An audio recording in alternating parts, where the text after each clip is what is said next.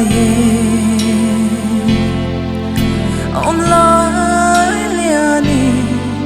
zua pana akaye anak ti ketuar tiam lo zua patin kau selu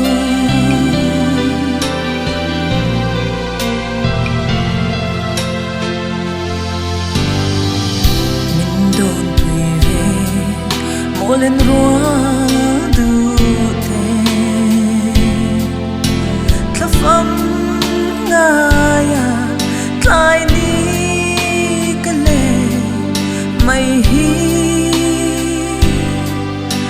anak ti ketuar tiam lo zua patin kau selu ni reng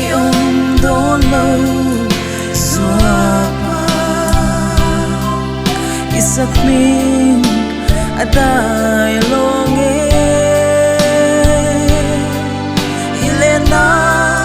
piara la changkha min don veya karing chi tum kim te a len lai ka ngai mange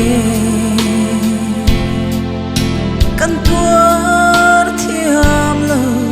tai rial ichang mai hi ti mai hian mo min liam san zua patin kan au zel do ni reng don lo zua pa